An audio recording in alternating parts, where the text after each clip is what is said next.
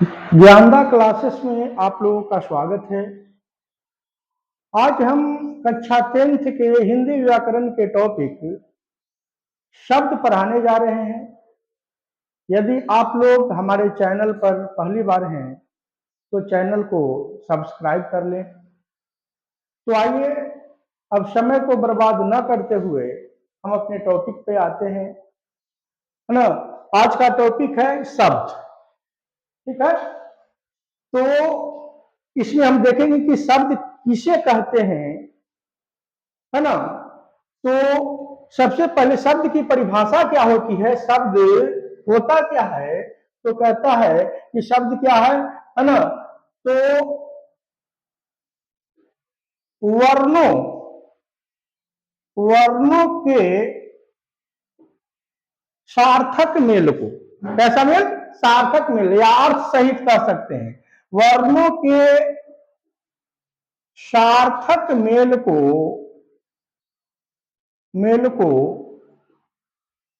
शब्द कहते हैं, शब्द कहते हैं। मतलब, है ना, शब्द क्या है तो वर्णों का मेल है ना। शब्द क्या है, वर्णों का मेल है, वर्णों का सार्थक मेल है, वर्णों के सार्थक मेल को शब्द कहते हैं, ठीक है ना। अब प्रश्न ये उठता है कि शब्द तो वर्णों का मेल है, तो वर्ण क्या है भाई। तो इसके पूर्व के वीडियो में मैं आपको बता चुका हूं कि वर्ण क्या है। तो हमने कहा था कि वर्ण उस मूल ध्वनि को कहते हैं जिसका खंड या टुकड़ा न हो। मतलब यदि उस ध्वनि का खंड या टुकड़ा हो गया तो समझना है कि वह वर्ण नहीं है, ठीक है ना। तो है ना, कहता है कि शब्द किससे मिलके बना हुआ है, वर्णों से मिलके बना हुआ है, ठीक है ना। जैसे मान लीजिए कि हम यहाँ पर एक शब्द लिखते हैं कमल। क्या लिखे बाबू, कमल लिखे, ठीक है। तो कमल लिखे, यह दिखने में लग रहा है कि 3 अक्षर के मेल से क्या है, बना हुआ है, ठीक है। लेकिन जहां तक इस शब्द की बात है तो परिभाषा शब्द की तो देखें कि वर्णों के सार्थक में, यानी वर्णों का मेल। तो वर्ण तो हम उसको कहते हैं ना जिसका खंड या टुकड़ा न हो।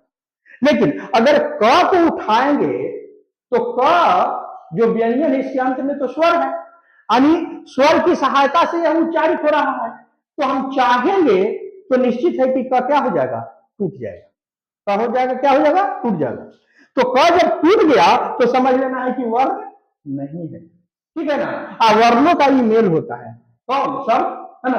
तो है ना, अब कैसे हम तोड़ेंगे, कैसे समझेंगे कि कमल जो है कितने वर्णों से मिलकर बना हुआ शब्द है ना। तो देखिए क है, तो क अगर हम क बोलते हैं क तो इसके अंत में अ है ना। तो जब क को तोड़ेंगे तो टूट जाएगा। तो व्यंजन को तोड़ने का हम क्या उपाय बताए थे कि अगर व्यंजन पूर्ण है ना, तो उसमें हम हलंत लगा करके उस व्यंजन को तोड़ते हैं, है ना।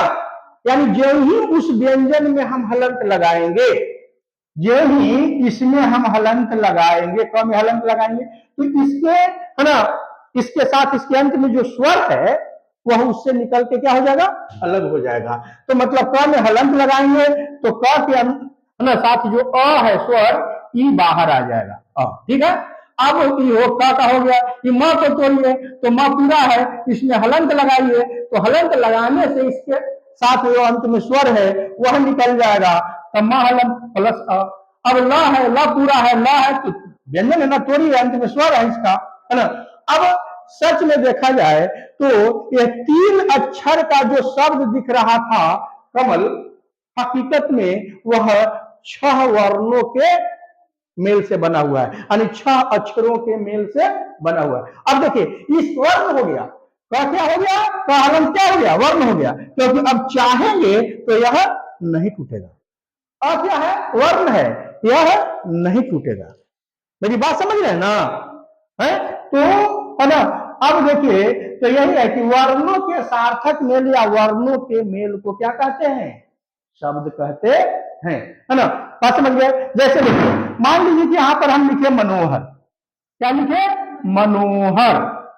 ठीक है, तो मनोहर दिखने में 4 अक्षर से मिलकर बना हुआ है, क्या है?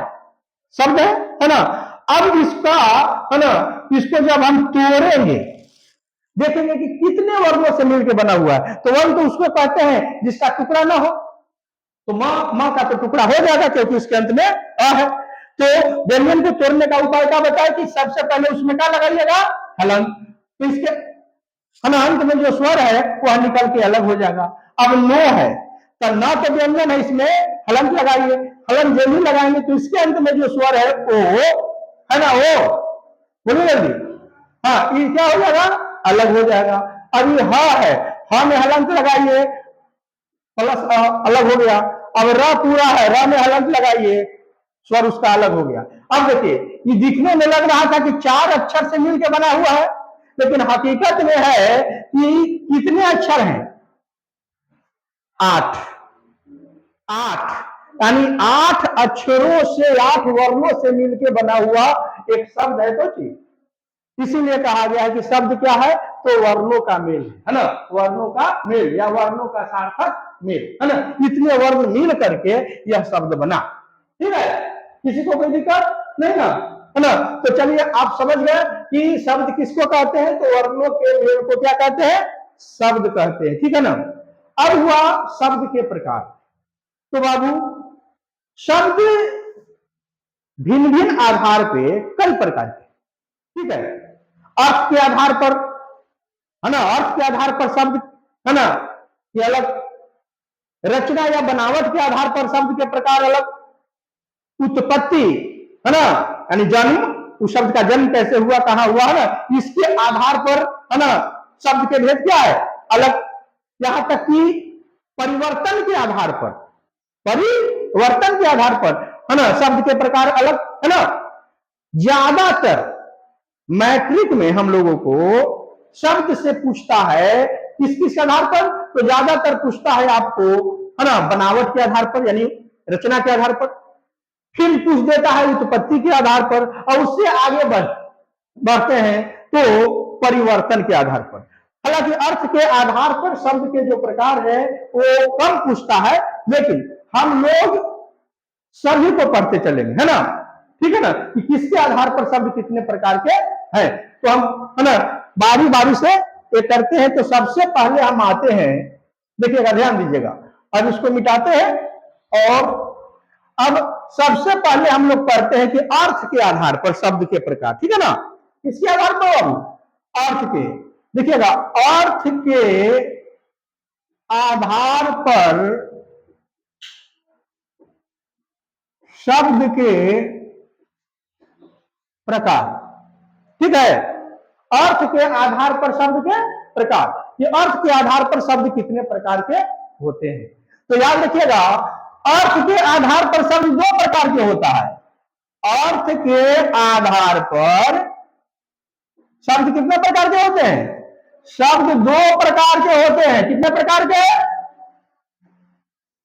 ये आपको ऑब्जेक्टिव में पूछ सकता है कि अर्थ के आधार पर शब्द कितने प्रकार के होते हैं। तो 2 प्रकार के। कौन कौन भाई? तो पहला है, याद रखिएगा, पहला है सार्थक शब्द। कौन है? पहला कौन है? सार्थक शब्द। समझ गए ना, पहला कौन है? सार्थक शब्द।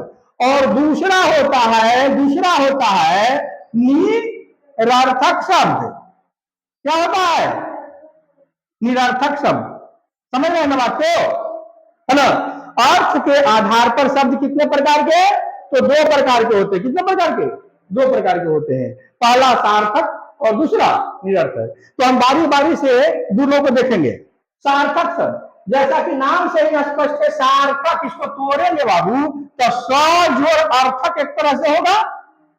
सार्थक, सार्थक तो लोग जोड़ अर्थ, हाँ, तो सार्थक शब्द लिखा हुआ था ना, यानी, है ना, स माने होता है साथ, स माने साथ या निहित या युक्त, जुड़ा हुआ। ठीक है ना। अर्थ माने ऐसा शब्द जिसके साथ अर्थ क्या हो? जुड़ा हो, है ना, अर्थ निहित हो। ठीक है ना। तो इसकी परिभाषा सार्थक के समझ गए ना। शाब्दिक अर्थ से देखिए, सज और अर्थक यानी अर्थ युक्त हो, यानी ऐसा शब्द जो अर्थ युक्त हो, जिसका अर्थ हो।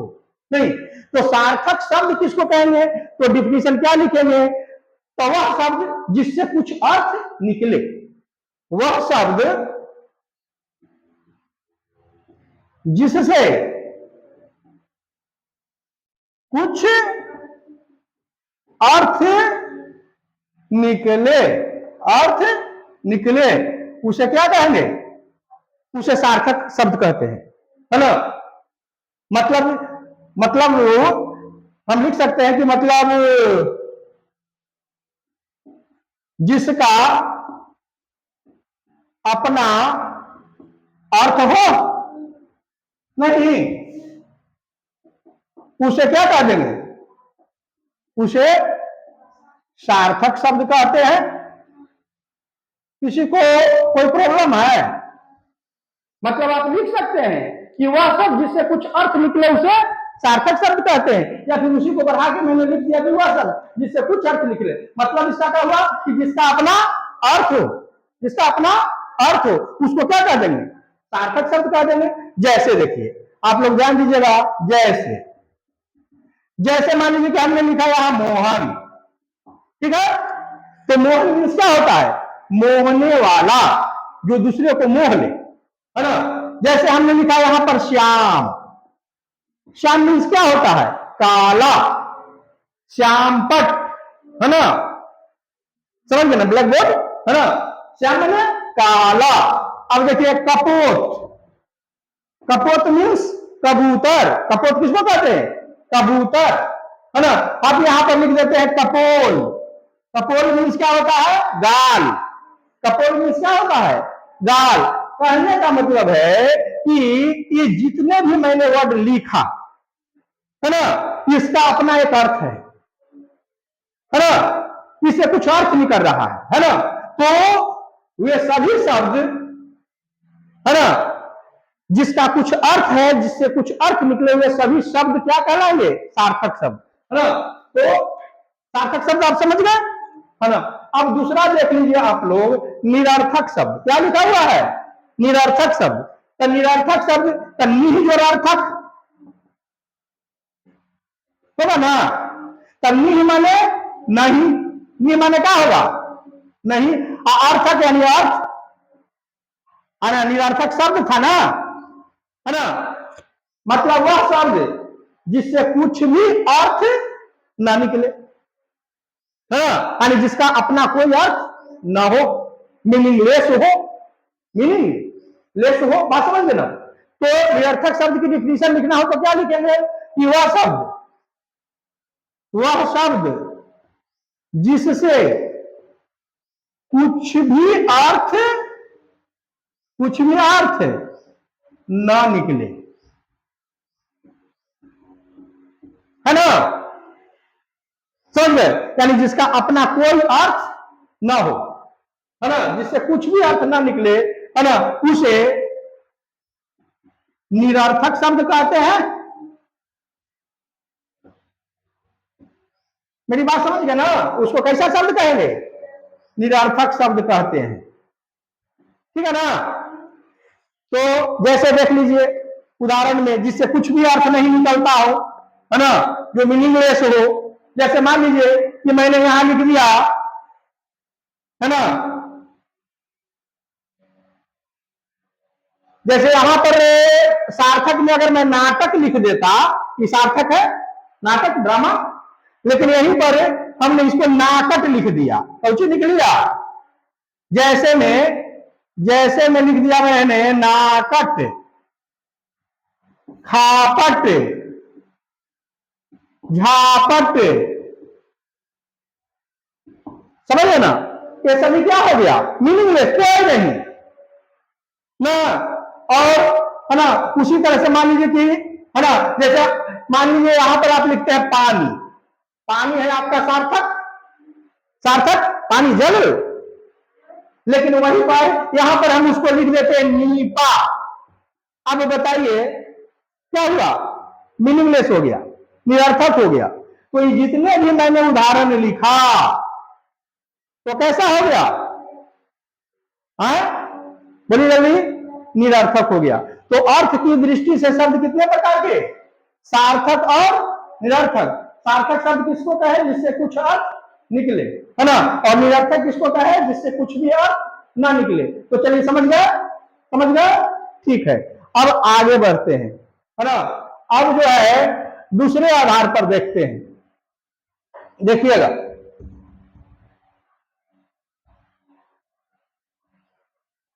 अब हम लोग इसके बाद देखेंगे रचना या बनावट के आधार पर। रचना या बनावट के आधार पर, समझिएगा, रचना या बनावट के आधार पर। देखिए, रचना या बनावट के आधार पर शब्द के भेद या शब्द के प्रकार, है ना। मेरी बात समझ ना। तो देखिएगा, अर्थ के आधार पर दो तरह के था, ऑब्जेक्टिव में पूछ देगा आप लोगों से। दूसरा देखिएगा, रचना के आधार पर या बनावट। रचना का तो मतलब बनावट, यानी कैसे शब्द बना हुआ है, शब्द कैसे, उसके आधार पर शब्द के प्रकार, है ना। तो याद रखिएगा, रचना के आधार पर, देखिएगा लिख दे रहे हैं, रचना के आधार पर शब्द तीन प्रकार के होते हैं। कितने प्रकार के? तीन प्रकार के होते हैं, ठीक ना। रचना के आधार पर कितने प्रकार के होते हैं? तीन। अर्थ के आधार पर दो, रचना के आधार पर तीन। अब वो तीन प्रकार कौन कौन है, उसके भेद तीन वो कौन कौन है, तो पहले आप लोग एक एक करके हम सबको बताएंगे। और ये आपके लिए मैट्रिक के एग्जाम के लिए बहुत इंपॉर्टेंट है ना। ऑब्जेक्टिव में भी पूछता है, सब्जेक्टिव में भी पूछ ले, ठीक है। तो जरा समझ लीजिएगा, पहला है रूढ़ शब्द। कौन सी है? रूढ़ शब्द। पहला कौन है? रूढ़ शब्द, ठीक है ना। दूसरा कौन है? तैयार रखिएगा, दूसरा है आपका यौगिक शब्द। कौन है? यौगिक शब्द, ठीक है ना। और तीसरा जो है, तीसरा योग रूढ़ शब्द, ठीक ना। इसको जरा अब तीनों को अच्छी तरह से हम लोग समझेंगे, उसकी परिभाषा, उसके उदाहरण, है ना। ठीक है, रट्टा नहीं मारना है, समझना है। अब रूढ़ शब्द किसको कहता है? किसके आधार पर है? रचना के आधार पर। तो रूढ़ शब्द किसको कहता है? कोई याद रखेगा, रूढ़ शब्द किसको कहता है? तो वह शब्द जिसका खंड सार्थक न हो, समझ लेना, वैसा शब्द जिसका खंड सार्थक न हो। अगर हम तोड़े तो उसका जो प्रत्येक खंड निकलेगा वो निरर्थक हो जाएगा, उसका कोई मीनिंग ही नहीं होगा। बात समझ रहे हैं ना। तो रूढ़ शब्द किसको कहते हैं? तो वह शब्द जिसका खंड सार्थक न हो उसे रूढ़ शब्द कहते हैं। देखिए लिख दे रहे हैं, वह शब्द जिसका खंड सार्थक न हो, कैसा न हो? सार्थक न हो, उसे क्या कहेंगे? उसे रूढ़ शब्द कहते हैं। ध्यान दीजिएगा आप लोग, इसको समझिएगा खाली, है ना। वह शब्द जिसका खंड सार्थक नहीं हो, है ना, तोड़ने के बाद उसके खंड का कोई अर्थ न हो। जैसे ध्यान देना बेटा, मान लो कि हम जैसे लिखा, ठीक है, उदाहरण दे रहे हैं, कैसे समझेंगे कि यह शब्द रूढ़ शब्द है? ठीक है, कैसे शब्द समझेंगे यह शब्द रूढ़ शब्द है? तो उसकी परिभाषा पहले देख लेंगे कि उसको अगर हम खंड करें तो उसका खंड का कोई अर्थ नहीं हो। जैसे मान लीजिए कि मैं यहां एक शब्द लिखा हाथ। क्या लिखा? हाथ। तो हाथ यानी इसका एक परिभाषित कर है, पानी है, हाथ, ठीक है। अब इस हाथ को अगर हम दो अक्षरों से मिल के बना हुआ है, अगर हम तोड़े और लिखे कि हा आजोर थ, मेरी बात समझिएगा, तो यहां पर हा का कोई अर्थ है, हा का कोई अर्थ है, तो वह शब्द जिसका खंड सार्थक न हो, इसका भी कोई अर्थ नहीं, इसका भी कोई अर्थ नहीं, है ना, मेरी बात समझ गए। तो है ना, ये जो हाथ शब्द हुआ, ये कैसा शब्द हो गया, बोलिए, रूढ़ शब्द हो गया, कुछ हो गया, रूढ़ शब्द हो गया, बात समझ रहे हो ना, है ना, यानी वैसा शब्द जिसका खंड सार्थक न हो, तो खंड किए, तो देखिए अब अगर मैं आपको लिख दूं यहां पर पैर, अब पैर देखिए, ये सब जो हम लिख रहे हैं, हाथ पैर नाक, है ना, ये सब आप सोच करके देखो, है ना, पैर को तोड़ो, खंड करो, पैर आजोड़ अगर कोई र कर दिया, तो बताइए पैर का कोई अर्थ है नहीं, र का कोई है नहीं, मतलब इसका खंड निरर्थक है। हाँ, ये जब जोड़ते हैं तभी ये सार्थक होता है, पैर वो टांग कहते हैं ना। आप नाक को देखिए, ना आजोड़ क, या ना का कोई अर्थ है, क का कोई अर्थ है नहीं, लेकिन है ना आप इसको जोड़ते हैं तभी अर्थ दे रहा है, नाक नाक, है ना, नोच, बात समझ गए। तो एक ऐसा है रूढ़ शब्द, यानी जिसका खंड सार्थक, यानी कहने का मतलब है कि रूढ़, रूढ़ माने समझिए कि एकदम मूल, एकदम जड़, एकदम असली है, यानी उसमें कोई मिलावट किसी का नहीं है, टूटेगा नहीं, टूटेगा तो कोई अर्थ नहीं देगा, जैसे आप वर्ण में पढ़े कि वर्ण टूटेगा नहीं, नहीं, तो उसी तरह से एकदम शुद्ध है, इसमें किसी अन्य शब्दों का मेल नहीं है, एकदम मूल है, मौलिक है, रूढ़ है, समझ गए, तोड़िएगा तो निरर्थक हो जाएगा वो, ठीक है, तो उसी उसको कहते हैं कैसा शब्द, मूल शब्द, मूल शब्द, समझ में आ गया कि नहीं समझे, समझ गए ना, जैसे आप दाल लिख देते हैं, भात लिख देते हैं, ये आप तोड़ेंगे तो होगा जी, ये सब कैसा हो गया, रूढ़ शब्द। हम यही नहीं कर रहे, मतलब खाली दो अक्षर का ही मत समझना, कोई ऐसा समझ लेना कि हाँ ये मौलिक है, इसमें किसी का मिलावट नहीं है ना, ये दो शब्दों से मिलकर बना हुआ नहीं है, समझ लेना है कि वह रूढ़ शब्द है, ठीक है। आगे आगे चलते हैं, देखिए अब रूढ़ आप लोग समझ गए, है ना, तो अब आप आइए यौगिक के बारे में, है ना, अब आइए आप यौगिक के बारे में कि यौगिक शब्द किसको कहेंगे। देखिए ऊपर थोड़ा सा लिख देते हैं, यौगिक शब्द, यौगिक, है ना, यौगिक शब्द, चलिएगा देखिएगा, ध्यान दीजिएगा, तो रूढ़ शब्द तो समझे कि जिसका खंड सार्थक न हो, यौगिक किसको कहेंगे, जैसा कि नाम से ही स्पष्ट है ना, यौगिक शब्द योग शब्द से बना हुआ है, योग माने जोड़, योग माने योग से यौगिक विशेषण बन गया, बात समझ गए ना, तो योग माने जोड़, तो तय है कि इसमें किसी न किसी का जोड़ होगा, है ना, ये समझना है। तो कैसे परिभाषा इसका होता है यौगिक का, कि यौगिक शब्द किसको कहेंगे, तो वह शब्द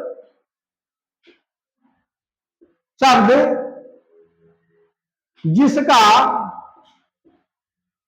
खंड क्या हो, सार्थक हो, वह शब्द जिसका खंड कैसा हो, सार्थक हो, उसे क्या कहेंगे, उसे यौगिक शब्द कहते हैं। ध्यान दीजिए, इसमें पढ़े जिसका खंड सार्थक न हो, रूढ़ में, यौगिक में पढ़ रहे हैं कि है ना, हम वैसा शब्द जिसका खंड कैसा हो, सार्थक हो, यानी जिसको तोड़े तो उसका प्रत्येक खंड अर्थ युक्त हो, है ना, प्रत्येक खंड से अर्थ जुड़ा हुआ, मेरी बात समझ गए ना। आप जैसे में आप इसका उदाहरण उठा लीजिए यौगिक का, है ना। जैसे है ना, अगर हम मान लीजिए कि लिखते हैं कि राजमहल, राजमहल, उठा करके देखिए, ये राजमहल जो शब्द है ये मूलतः दो शब्दों से मिलकर बना हुआ एक संयुक्त शब्द है ना। इसमें पहला जो शब्द है वह राज है और दूसरा कौन है, महल है ना बाबू। तो राज मीन्स, देखिए जिसका प्रत्येक खंड सार्थक हो, तो राज मीन्स राजा, राज मीन्स राजा, और महल बने घर, है ना। यानी राजा का महल, इसका भी, इस खंड का भी अर्थ है, इस खंड का भी अर्थ है, और है ना दोनों से मिलकर के एक शब्द बन गया राजमहल। तो राजमहल कैसा शब्द है, यौगिक। राजमहल कैसा है, यौगिक। अब देखिए आगे ध्यान दीजिए, मान लीजिए कि हम लिखे विद्यालय, यहां पर ध्यान दीजिए, हम लिखे कौन सी, विद्यालय। आ गया परीक्षा में कि विद्यालय कैसा शब्द है, रूढ़, यौगिक, योग रूढ़, या इनमें से कोई नहीं, है ना, इस तरह से, है ना। कई विद्यालय, विद्यालय को देखेंगे कि विद्यालय मौलिक शब्द है ना, या फिर दो शब्दों से मिलकर बना हुआ है। अगर दो शब्दों से मिलकर बना हुआ है तो तोड़ेंगे तो उनके शब्द अलग अलग हो जाएंगे, तो इसको तोड़ेंगे। विद्यालय किसके, विद्या और आलय से मिलकर बना हुआ है, विद्या और आलय से मिलकर बना हुआ है ना बाबू। अब देखिए, अब विद्या का अपना अर्थ है, इस खंड का अर्थ है, क्योंकि कहता है कि जिसका खंड सार्थक होता है, विद्या, विद्या मीन्स ज्ञान, है ना। आलय, आलय मीन्स घर, आलय माने क्या होता है, घर। तो विद्या का घर, है ना, विद्या, विद्यालय का मतलब है कि विद्या के लिए आलय, यानी वहां जाता है लोग विद्या के लिए, विद्या लेने के लिए जाता है जी। अब बताओ, इस खंड का भी अर्थ है, इस खंड का भी अर्थ है कि नहीं। तो इन दोनों से मिलकर बना हुआ ये जो शब्द हो गया विद्यालय, ये कैसा बताएंगे, बोलिए, यौगिक। जैसे मान लीजिए हम यहां पर लिख दिए शिवालय, क्या लिख दिए, शिवालय, है ना। अब देखिए शिवालय, तो इसमें इसको खंड करेंगे तो एक होगा शिव हुआ, दूसरा आलय, होगा या नहीं। खंड सार्थक तोड़ना उस जगह से है जिससे अर्थ माने ये हो, है ना। तो एक शब्द शिव, शिव मीन्स शंकर, महादेव, आलय माने घर। तो बताइए इसका भी मीनिंग है, इसका भी मीनिंग है, और इन दोनों खंडों से मिलकर बन गया कौन, शिवालय, है ना। तो यहां कहता है कि यौगिक को हम उस शब्द को कहेंगे जिसका खंड क्या हो, सार्थक हो। इसलिए हम बोलेंगे कि शिवालय कैसा है, ऐसा नहीं है कि मूल शब्द है, नहीं ना, मूल एकदम किसी से मिल के न रहता, एकदम स्वयं से, तो उसको कह देते रूढ़, ठीक है, किसी को भी तर्क नहीं। अब देखिए, अब अगला पर आते हैं, जल्दी जल्दी, कितना तक आप लोग समझ गए होंगे। चलिए अब तीसरा जो आते हैं, हम थोड़ा सा ऊपर लिख देते हैं ताकि नीचे लिखने में आपको, है ना, हमको जो है सुविधा होगी। योग रूढ़, योग रूढ़ शब्द, है ना। अब देखिए तीसरा, रचना की दृष्टि से शब्द तीन प्रकार के थे, रूढ़, यौगिक और योग रूढ़, ठीक है ना। अब देख लेते हैं यहां पर योग रूढ़, ऐसा लग रहा है कि योग शब्द यौगिक से ले लिया और रूढ़ शब्द यहां से ले लिया और दोनों मिला करके लिख दिया, है ना। अब देखिए योग रूढ़ शब्द किसको कहेंगे, है ना। तो इसकी परिभाषा है, जरा समझिएगा, कोई बहुत ईजी है, ये बार बार पूछता है आप लोग को, उदाहरण पूछ देगा, कभी परिभाषा पूछ देगा 2-3 नंबर में, है ना। अब देखिएगा योग रूढ़ शब्द किसको कहते हैं, तो वह शब्द जिसका खंड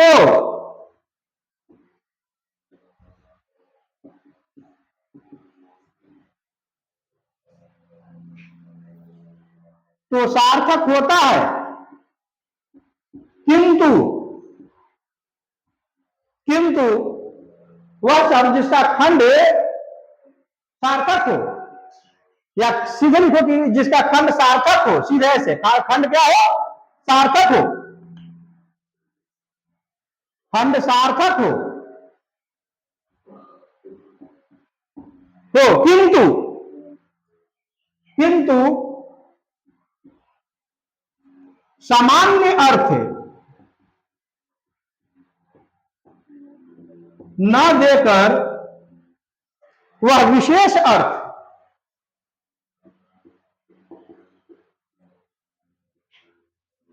प्रदान करता हो। ऐसा विशेष अर्थ क्या करता हो? प्रदान करता हो, उसे कैसा शब्द कहेंगे जी? योग रूढ़।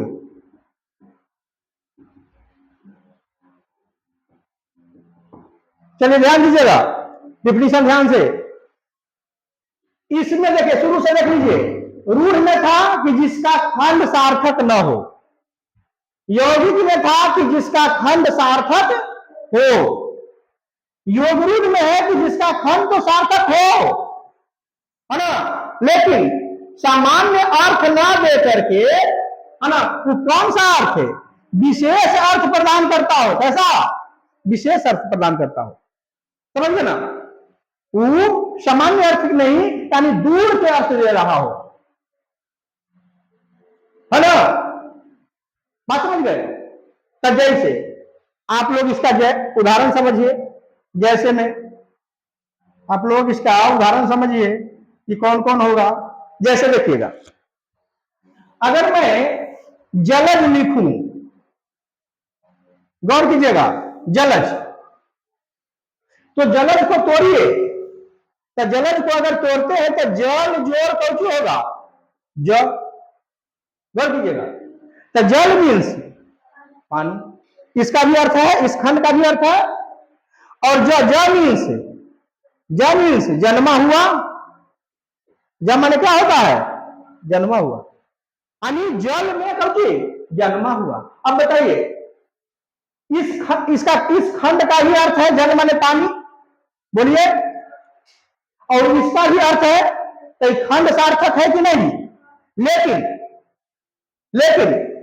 जल जो ज से मिलकर बना हुआ शब्द जो जलज है, इससे मिलकर बना हुआ शब्द कौन जी? जलज। ये सामान्य अर्थ नहीं देता है। ऐसा नहीं कि जल में तो बहुत सारे चीज पैदा लेते हैं, है ना, जल में मछली, जल में केकड़ा, जल में कीड़े, बहुत सारे चीजें। तो जलज मीन्स ऐसा नहीं कि केकड़ा, जलज मीन्स ऐसा नहीं कि मछली, नहीं। जलज सिर्फ और सिर्फ कमल के लिए प्रयोग होता है, यानी सामान्य अर्थ ना दे करके वो कैसा देता है? विशेष अर्थ देता है ना। यानी जलज का प्रयोग होता है किसके लिए? ये जलज किसके लिए जी? कमल के लिए। मेरी बात समझ गए ना? जलज कहने से जल में जन्मा हुआ कोई भी चीज का बोध नहीं हो जाएगा। जल में जन्मा हुआ कौन? समझ गए ना? जैसे अब आप उठाइए, है ना, जलज कहने से किसका हो गया? कमल का। जैसे मान लीजिए कि लिखा हुआ होगा पंकज, है ना, पंकज को तोड़िए तो पंख जो पंख माने कीचड़, पंख माने कीचड़, अजो मीन्स जन्मा हुआ, यानी कीचड़ में जन्मा हुआ। तो कीचड़ में तो बहुत सारा चीज, कीड़े बहुत सारी चीज जन्मता है। तो ऐसा नहीं कि पंकज कह देंगे तो पंकज तो जो पंकज सिर्फ और सिर्फ किसके लिए आता है? कमल के लिए। मेरी बात समझ ना? मतलब कहता है कि जिसका खंड तो सार्थक हो, तो सार्थक तो हो गया, लेकिन उस सामान्य अर्थ नहीं दे रहा है। ये प्रयोग होता है किसके लिए? किसी खास के लिए, वो है कौन? कमल। तो समझ गए ना बात? तो यहां पर जलज, पंकज, ये कैसा होगा? हाँ, जैसे देखिए एक और आप देख लीजिए, हम यहां पर लंबोदर लिख दिए। क्या लिख दिए? लंबोदर लिख दिए। आप समझिए, लंबोदर एक शब्द है लंबा, एक शब्द है कौन जी? लंबा, और दूसरा कौन सी है? उदर। अब देखिए, लंबा सार्थक शब्द है, उदर माने पेट, सार्थक शब्द है, तो खंड सार्थक है ना। आई जोड़ के बना हुआ लंबोदर, तो लंबोदर जो है ऐसा नहीं कि हमारा आपका फलना का अगर पेट जो है इससे लंबा है तो लंबोदर का, लंबोदर सिर्फ और सिर्फ किसी एक के लिए प्रयोग होता है। किसके लिए? गणेश के लिए, किसी खास के लिए, किसी विशेष के लिए, है ना। तो यहाँ पर लंबोदर जो शब्द होगा वो किसमें आ जाएगा, है ना। उसी तरह से मान लो कि पीताम्बर, तो पीत जो अंबर, पीत माने पीला, अंबर माने वस्त्र, है ना। तो ऐसा नहीं कि हम पीला अगर वस्त्र पहन करके चले तो हम पीताम्बर कहलाएंगे, नहीं। पीताम्बर सिर्फ और सिर्फ किसके लिए, विष्णु के लिए प्रयोग होता है ना। वीणा पानी, है ना, वीणा पानी, चंद्रशेखर बोलते हैं ना जी, चंद्रशेखर, वीणा पानी। तो चंद्र माने चंद्रमा और शेखर माने सिर, और चंद्रमा हो जिसके सिर पर, है ना। तो खंड तो इसका सार्थक है, जो तोड़े में तो अलग निकलेगा, लेकिन ये समान अर्थ दे रहा है किसके लिए, शंकर के लिए। किसके लिए, शंकर के लिए। तो समान अर्थ न देकर के क्या अर्थ दे, विशेष। यानी आप जो समास कभी पढ़ रखे हो यदि, तो समास में जो आप बहुब्रीहि समास पढ़े हो ना, बहुब्रीहि समास, तो समझ लो कि बहुब्रीहि समास का जो उदाहरण है ना, वीणा पानी, लंबोदर, पीताम्बर, चंद्रशेखर, चक्रपाणी, ये सब किसमें आ जाएगा, सब योगरूढ़ में आ जाएगा, क्योंकि खंड तो उसका सार्थक है, लेकिन सामान्य अर्थ न देकर क्या देता है, विशेष। तो ये आपको ध्यान रखना होगा। तो चलिए आप बताइए, ये रचना की दृष्टि से शब्द के प्रकार आप लोग समझ गए, किसी को कोई कंफ्यूजन नहीं ना है। अब पूछेगा तो आप बता ना दीजिएगा, परीक्षा में आपसे पूछ देता है, तो शब्द देगा, कह देगा कि बताओ ये रूप है, ये रूप है, या फिर ज्यादा से ज्यादा दे दिया कि रचना की दृष्टि से वाक्य कितने प्रकार के होते हैं, परिभाषा सहित लिख दिया, कोई दिक्कत नहीं ना। तो आज जो है, अब इसी के साथ हम आज की क्लास को समाप्त करेंगे, और आप लोगों से अनुरोध है कि यदि हमारे चैनल को, ज्ञानदा क्लासेस को सब्सक्राइब न किए होंगे, तो आपसे सविनय आग्रह है कि आप, है ना, जितनी बड़ी संख्या में आप और अपने दोस्तों से इसे, है ना, सब्सक्राइब कराएं, उनको शेयर करें, उनको वीडियो देखने के लिए कहें। और इसी के साथ, है ना, अब हम पुनः मिलेंगे आपसे अगली वीडियो में। जय हिंद।